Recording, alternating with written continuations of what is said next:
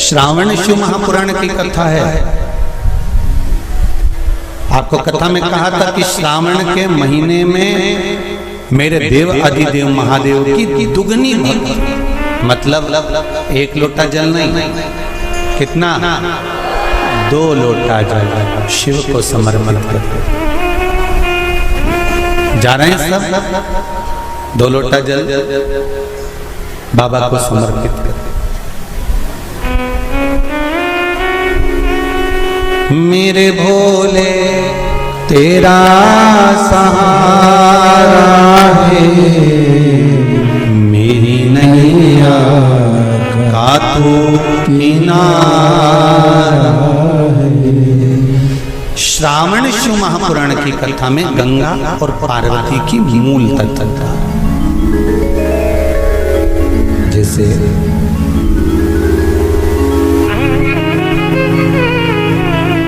श्रावण का महीना आता है तो गंगा मैया और पार्वती मैया, ये दोनों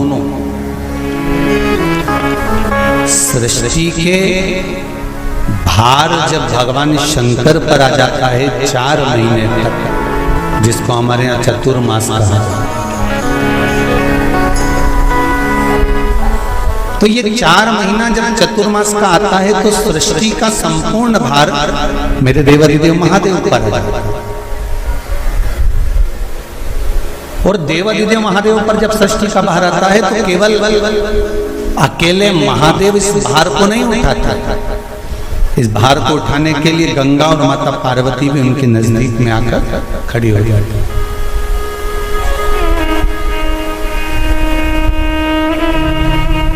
देखिए बड़ा सुंदर संवाद, ध्यान रखिएगा जरा श्रावण शिव महापुराण की कथा को।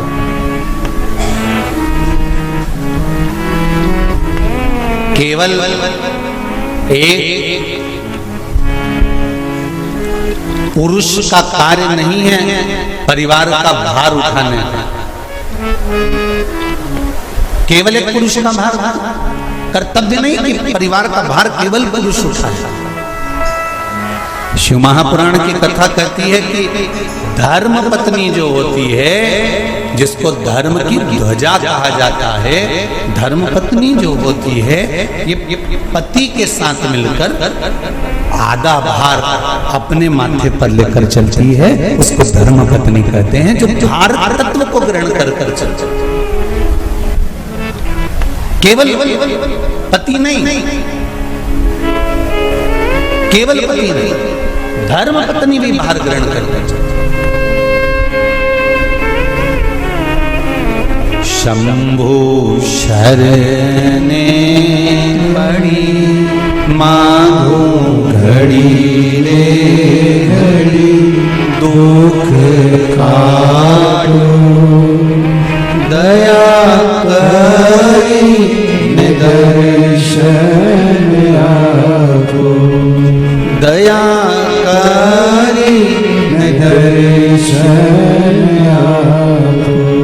संपूर्ण भार पुरुष अपने ऊपर नहीं लेते, आधा भार धर्मपत्नी भी ग्रहण करते। वो भार कैसे कम होता है, जरा ध्यान देना कथा पर। पति दुकान पर जाकर, नौकरी पर जाकर, व्यापार करने पर जो कमा कर लाता है उसका भार, जो कमा कर लाया उसके माध्यम से धन से घर का थोड़ा भार कम हो जाता है। ये तो हुई कमाई से। अब शिव महापुराण की कथा कहती है कि पत्नी आधे भार को कैसे कम कर देते थे, तो कहा धर्म पत्नी आधे भार को ऐसे कम कर देती है कि वो घर में रहकर बच्चों का देख रेख कर कर, आए हुए अतिथिगण का सम्मान कर कर, भजन कर कर, कीर्तन कर कर, पुण्य कर कर, सत्कर्म कर कर, मंत्र जाप कर कर, नाम जाप कर कर, जो भगवत स्मरण में डूब कर जितना पुण्य अर्जित करती है धर्मपत्नी, उसमें से आधे से आधा पुण्य अपने पति के खाते में देती चली जाती है, उस भार को उठाने के लिए।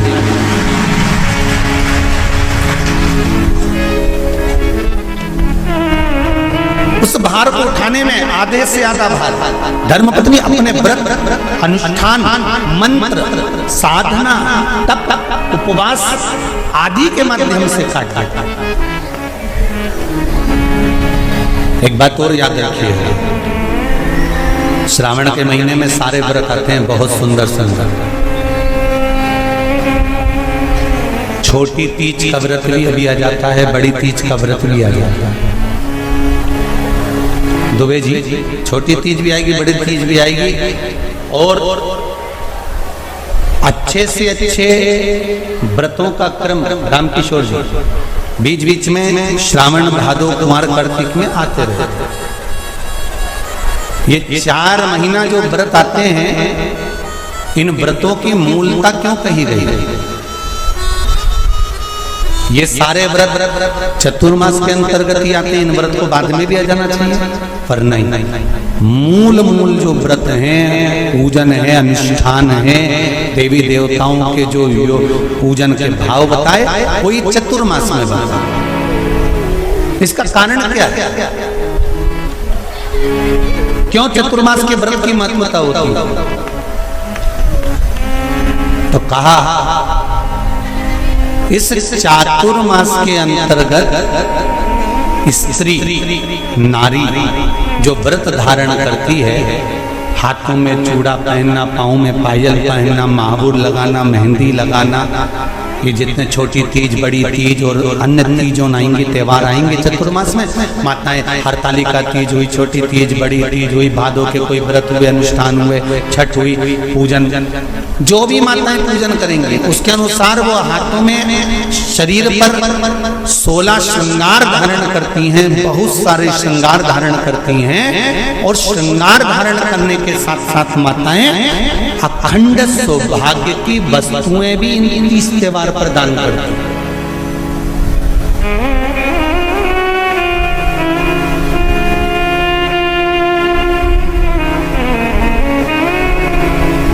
जो अखंड सौभाग्य की सूचक, जो अखंड सौभाग्य की वस्तुएं वो देने का प्रयास करते हैं, दान। क्यों जीजी, एक बात बताओ, जितने भी माताएं कथा सुन रही हैं और जितने फेसबुक यूट्यूब पर सुन रहे हैं और जितने आस्था चैनल पर सुन रहे हैं, श्रावण के महीने की श्रावण शिव महापुराण की कथा सुन रहे हैं, एक बात दिल से बताना, जितनी सौभाग्यवती माताएं होती हैं, ये संक्रांति पर भी 13 चीजें दान करती हैं, 14 चीजें दान करती हैं। बीच में कोई 16 सोमवार का उद्यापन करेंगी तो भी सुहाग की सामग्री देंगी, उद्यापन करेंगी तो भी सुहाग की सामग्री देंगी, कोई कार्य करेंगी तो भी सौभाग्य की सामग्री देंगी। सौभाग्य की सामग्री का दान क्यों किया जाए? सौभाग्य सूचक वस्तुओं का दान क्यों किया जाए? सौभाग्य की वस्तुएं क्यों प्रदान करी जाती है, क्यों दी जाती है? उसका कारण क्या है?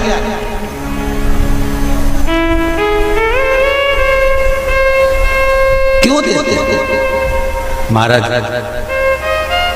भारत की भूमि की सौभाग्यवती माताओं का एक मन की अभिलाषा रहती है, भारत की भूमि की माताओं की एक अभिलाषा रहती है कि जब उसके प्राण छूटे तो अखंड सौभाग्य धारण करके पति के कंधे पर और पुत्र के कंधे पर शमशान करते। ये भारत की भूमि की माताओं की सोच, उनके मन का संकल्प, उनके मन का भाव। और विदेश की माताओं का क्या संकल्प होता है महाराज? भारत का एक संत विदेश गया और भारत के संत जब विदेश गए तो वहां पर एक माँ, एक स्त्री पति की कब्र के पास में बैठकर पंखा कर रही थी। भारत के संत को बड़ा दुख हुआ, देखो हमारे यहाँ की माताएं तो पति के साथ सती हो जाती हैं, हमारे भारत की भूमि की माताएं तो पति के साथ सती हो जाती हैं, पर ये तो विदेश की माताएं तो भारत की माता से भी बढ़कर है कि पति मर गया, कब्र के अंदर है, तो भी पंखा कर रही हैं। ये तो इनसे भी बड़ी है, भारत की माता से भी बड़ी, ये विदेश की माता। तो भारत के संत से रहा नहीं गया और भारत के संत ने जाकर पूछ लिया विदेश की माता से, माँ जी एक बात बताओ, हमारे यहाँ पति के साथ पत्नी सती हो जाती है, वो प्रथम गिनती में आती है, पर तुम तो उससे भी बड़ी हो कि पति मर गया उसके बाद भी उसकी कब्र को पंखा कर रही हो। इतने में विदेश की माता ने कहा, मैं पति को पंखा नहीं कर रही हूँ, हमारे यहाँ नियम है जब तक पति की कब्र नहीं सूख जाए हम दूसरी शादी नहीं कर सकते, इसलिए पंखे से सुखा रहा है।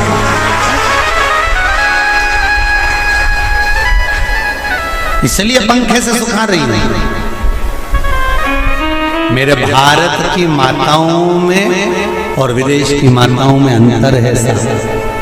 मेरे भारत की माताएं अखंड सौभाग्य की वस्तुएं धारण कर कर अपने आप को गौरवान्वित महसूस करती हैं और विदेश की माताएं ये सब वस्तुएं उतार कर गौरवान्वित महसूस करती हैं।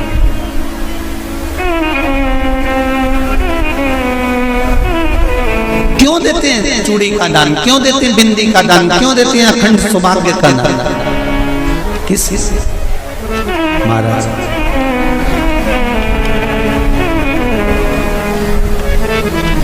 मेरे हाथों में भर भर के चूड़ी रहे,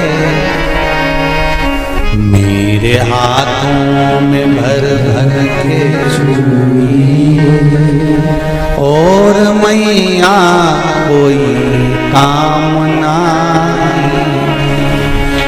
मेरे मस्तक पे चमकती चूनर रहे, मेरे मस्तक पे चमकती चूनर और मैया कोई कामना मेरी मांगों में भर भर के सिंदूर रहे, मेरी मांगों में भर भर के सिंदूर रहे और मैया कोई कामना नहीं मेरे पाँव में बिछुड़ी का जोड़ा एक बिछुड़ी नहीं कितनी 2 3 4 5 एक एक पाँव में जोड़े से बिछुड़ी होना चाहिए, केवल एक नहीं, सिंगल नहीं। वो तो आजकल का फैशन हो गया महाराज, जो केवल एक बिछुड़ी धारण कर लो उसी में फैशन दिखे। श्रावण की शिव महापुराण की कथा कहती है जब बेटी को विदा करा जाता है और पहली बार बेटी के पांव में जब बिछुड़ी डाली जाती है तो वो बिछुड़ी भी अलग अलग नहीं होती, उस बिछुड़ी के जोड़ को चेन से एक दूसरे से बंधा हुआ होता। बोला सही है कि गलत है? जितने आस्था चैनल पर कथा सुन रहे हैं, जितने फेसबुक पर सुन रहे हैं, यूट्यूब पर सुन रहे हैं, सुन लेना कि मेरे भारत की माताओं का जब पाणी ग्रहण संस्कार किसी बेटी का होता है, उसके पांव में जब पहली बार बिछुड़ा पिनाया जाता है, बिछुड़ी पिनाई जाती है, तो वो बिछुड़ी भी एक दूसरे से बंधी हुई होती है, चेन से बंधी हुई होती है। उसको अलग अलग वाली बिछुड़ी शादी के मंडप में नहीं पिनाई जाती। क्यों? जैसे ये बिछुड़ी एक दूसरे से पांव में बंधी हुई है, तुम्हारी जिंदगी अंतिम श्वास तक ऐसी ही बंधी रहे, यही वर्णन है। तो अब माताओं ने थोड़ा सा फैशन चेंज कर दिया, अब पांव में ज्यादा बिछुड़ी नहीं पहनती, गड़ती है, चुभती है, एक बिछुड़ी धारण है। महाराज पर नहीं, बिछुड़ी भी 2 जोड़े से। हमारी माताएं भारत की भूमि की जो माताएं हैं, ये चूड़ी भी हाथ में पहनती है तो जोड़े से पहनती है। बोलो जैसा सही है कि गलत है? एक अकेली चूड़ी माताएं हाथ में धारण नहीं करती हैं, अगर भारत की भूमि की संस्कारित माताएं हैं और भारत की भूमि की सभ्यता और संस्कृति को जानती है तो अकेली चूड़ी नहीं, जोड़े की चूड़ी पहनेगी, 2 चूड़ा डालेगी, 4 डालेगी, 12 डालेगी, पर सिंगल नहीं, अकेले। और सरल भाषा में समझ लो, हमारे यहाँ ठेले पर लेने जाओ तो जो केले अपन खाते हैं वो भी सिंगल नहीं देते, उसको भी जोड़े से दिया जाता है। 2 दूं की, 12 दूं की, आधी दर्जन दूं की 1 दर्जन दूं। अब अंदाजा लगाइए, हमारे यहाँ देने का भी एक भाव है।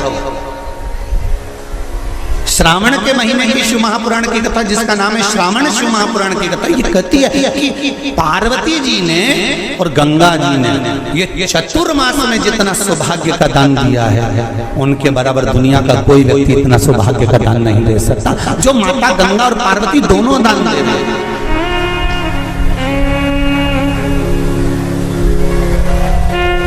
प्रतिदिन दे रहे हैं।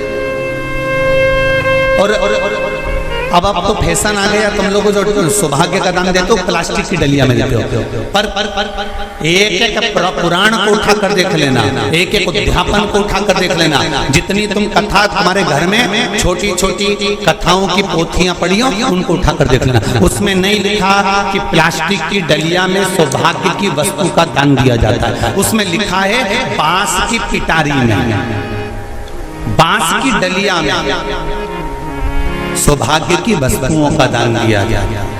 क्यों?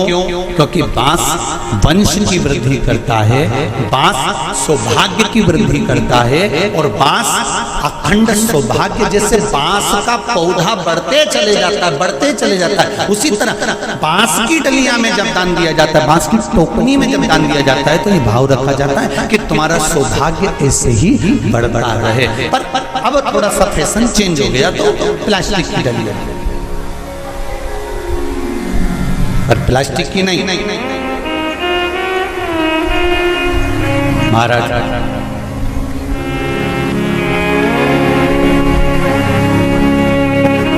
शिव तत्व की ओर चल शंभु शरणे पड़ी मांगू घड़ी रे घड़ी, दुख काटो दया करी दर्शन। तो गंगा मैया और पार्वती मैया चतुर्मास के अंतर्गत जो त्योहार पड़ता है, चतुर्मास के अंतर्गत जो व्रत पड़ते हैं, ये किसी दूसरे के नहीं है। तीज का व्रत माता पार्वती का, छठ का व्रत माता पार्वती का, चतुर्थी का व्रत माता पार्वती का, ये सारे व्रतों की शुरुआत गंगा और पार्वती ने अपने बल से। बोलो हर हर महादेव। ये अपने बल से बनाना, अपने बल से।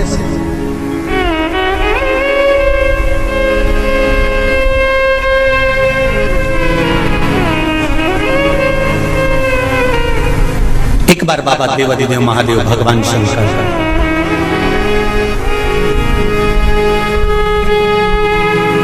भोलेनाथ नंदी को लेकर निकले,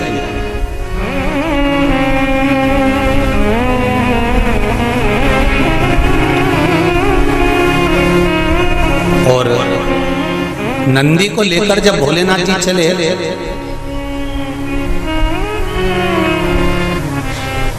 बीच मार्ग में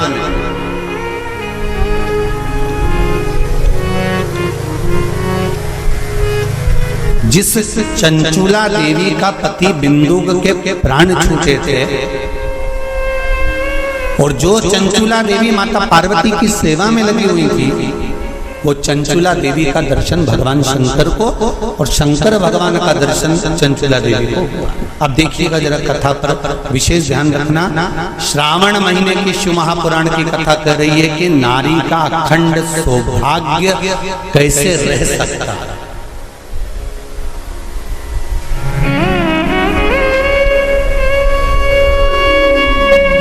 अपने घर के बच्चों को अपने घर की बेटियों को, बेटों को, अपने घर की बहुओं को, अपने परिवार को कैसे एकजुट कर कर एक साधना में रखा जा सकता है, वो शिव महापुराण।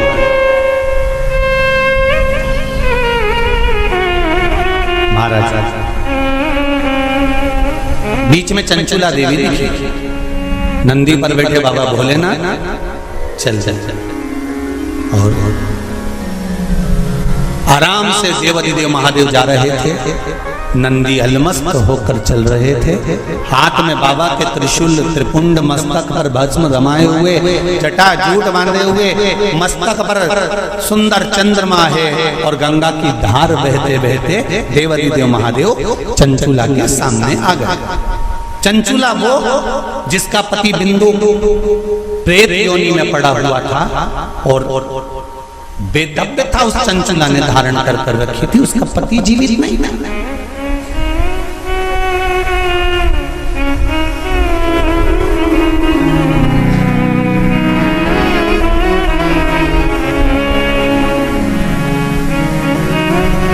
हाथ जोड़े चंचुला देवी ने,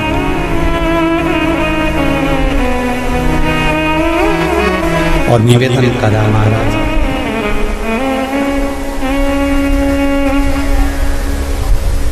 हे भोलेनाथ, हे त्रिकालदर्श, हे शिव,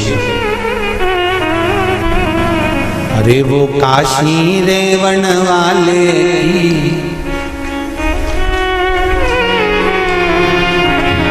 वो उज्जैन रहने वाले की जय होना चाहिए, जय होना चाहिए। ओ काशी रहने वाले की, ओ उज्जैन रहने वाले की जय होना चाहिए, जय होना चाहिए। घर घर में भोले बाबा की, घर घर में शंभो बाबा की जय होना चाहिए, जय होना चाहिए। घर घर में भोले बाबा की, जय शंभो बाबा की जय होना चाहिए, जय होना चाहिए।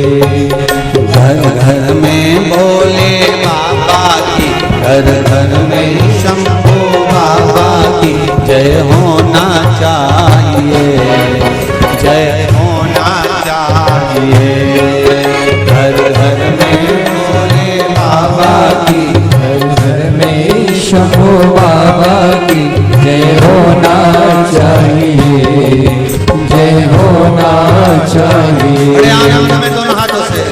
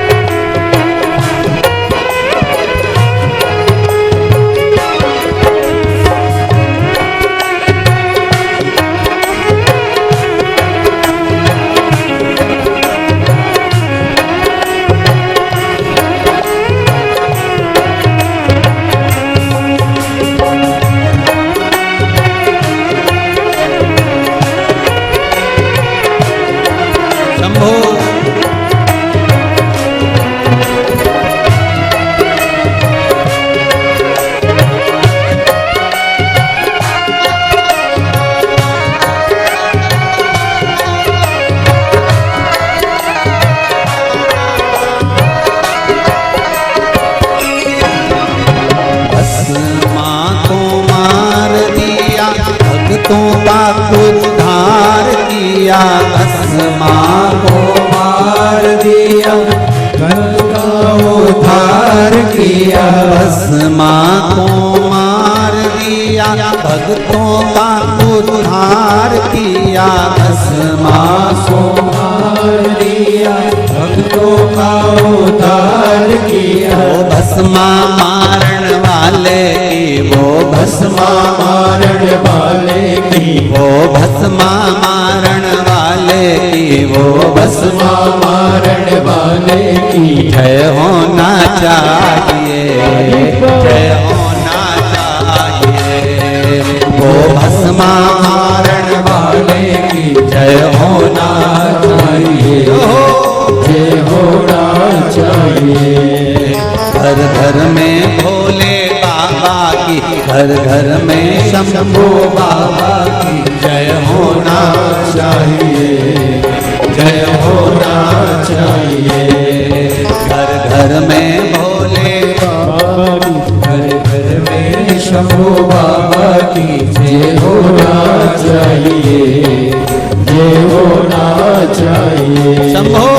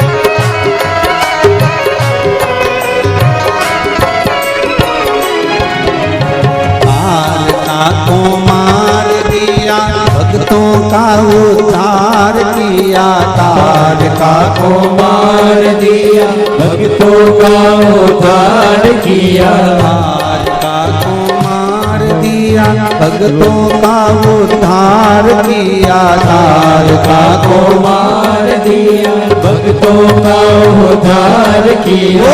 तारका मारन वाले की, वो तारका मारन वाले की, वो तारका मारन वाले की, वो तारका मारन वाले की जय होना चाहिए, जय होना चाहिए, जय होना चाहिए, जय होना चाहिए, जय होना चाहिए, जय होना चाहिए, जय होना चाहिए, जय होना चाहिए। घर घर में भोले बाबा की, घर घर में भोले बाबा की, घर घर में शंभू बाबा की, घर घर में शंभू बाबा की जय होना चाहिए, जय होना चाहिए, जय होना चाहिए, जय होना चाहिए, ओ जय होना चाहिए, जय होना चाहिए, जय होना चाहिए, जय होना चाहिए, जय होना चाहिए, जय होना चाहिए, जय होना चाहिए, जय होना चाहिए।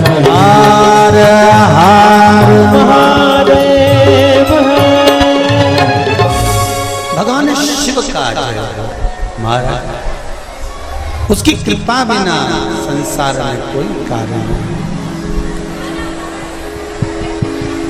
मूल मंत्र का स्मरण करेंगे।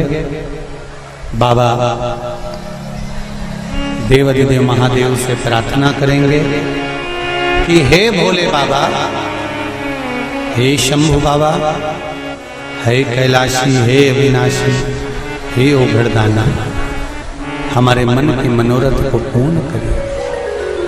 श्री शिवाय नमस्तुभ्यं, श्री शिवाय नमस्तुभ्यं, श्री शिवाय नमस्तुभ्यं, श्री शिवाय नमस्तुभ्यं, श्री शिवाय नमस्तुभ्यं। शिव महापुराण का ये मूल मंत्र है। शंकर भगवान की पुराण तुम्हारे सम्मुख में है, भले आस्था चैनल पर कथा सुन रहे हो, फेसबुक यूट्यूब पर सुन रहे हो, चाहे ये कुबेरेश्वर बाबा की पावन धरा पर ऑनलाइन शिव महापुराण की कथा को श्रवण कर, जहां बैठकर सुन रहे हो वह दिल से बाबा से अपने मन की बात इस मंत्र को बोलने के बाद अवश्य कह देना चाहिए, उससे विनती अवश्य करना चाहिए। तेरा ही दिया मैंने खाया पिया, तेरा शुक्रिया है, तेरा शुक्रिया है। दिल से कहो, हम तेरे भरोसे पर कथा सुन रहे हैं, हम तेरे सहारे सुन रहे हैं और तुझे साधना है। और ये साधता भी वही है, कोई दूसरा नहीं साध सकता। महाराज तलवार के घाव को सुई पर निकाल देता है तो मेरा शंकर ही हो सकता है, इसके सिवा कोई दूसरा नहीं।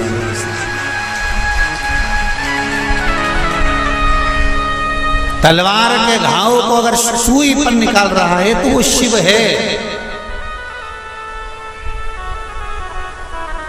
जो हादसा हुआ पूर्णिमा पर, वो अगर दिन में होता तो ये तलवार का घाव जैसा नहीं होता, पर निकाल दिया सुई के घाव पर, सुई पर। ये शिव है, कोई दूसरा नहीं। ये शंकर है, कोई दूसरा नहीं। तो कुबेरेश्वर महादेव है, साधारण नहीं हो सकता। भक्ति अविरल हो,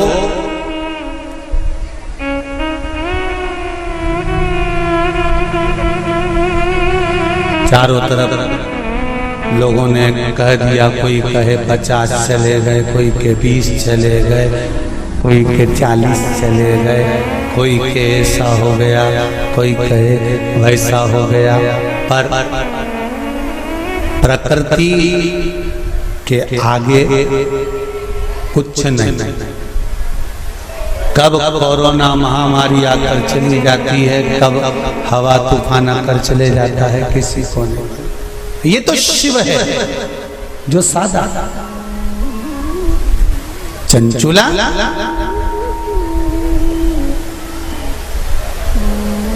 आपने मेरा मार्ग क्यों रोक दिया? भगवान देवाधिदेव महादेव ने पूछा।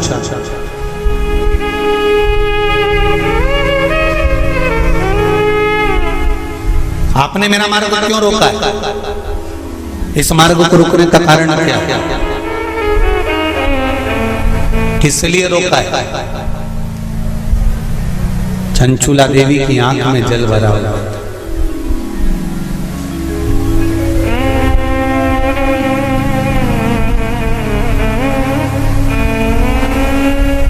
मैं बेधब्य हो गई हूं। चंचुला देवी कहती हैं, मेरे पति के धाम को मुझे वापस जाना है। जिस लोक में मेरा पति रहता है मुझे उस लोक में जाना है। शंकर भगवान ने एक बात बड़ी सुंदर कही चंचुला देवी को, आपको मालूम है? चंचुला,